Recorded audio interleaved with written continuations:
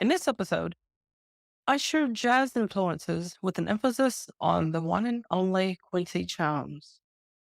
Growing up in Chicago in the mid 70s, I was exposed to a plethora of jazz musicians. Bobby Humphrey, who played Satin Dawn, George Duke, Chick Corea, Jean-Luc Ponty, Stanley Clark, the Blackbirds that played Rock Creek Park, Manhattan Transfer, and the Crusaders, who played Street Life, sung by Randy Crawford, just to name a few.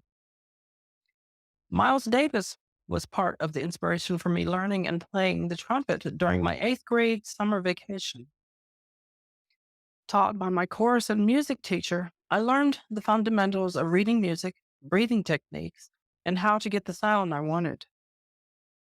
Once I knew enough to move on, he said, now you have to learn how to play and march at the same time.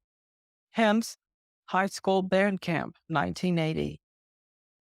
I don't even know how I got the marching band bug.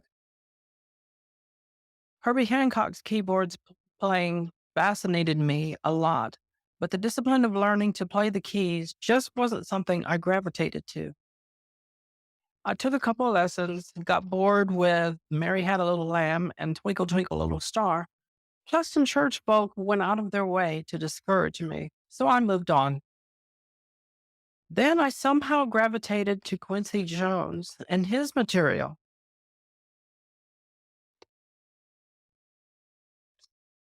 It wasn't until later in life that I was aware that I had heard a lot of Quincy Jones and didn't realize it. I had watched Sanford and Son 100 times and didn't know that Quincy Jones did the theme. My first remembrance of a Quincy Jones album was Body Heat. Everything Must Change, and If I Ever Lose This Heaven are the tracks that stuck with me. The other pivotal albums for me are Sounds and Stuff Like That. Tell Me a Bedtime Story jazzed my appreciation for Quincy Jones and Herbie Hancock for life.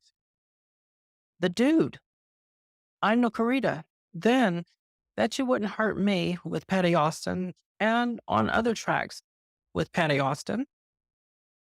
It Was Over. I'm hooked at this point. Back on the Block. Oh my goodness. Featured the last recordings of Ella Fitzgerald and Sarah Vaughan. Stellar album with stellar artists.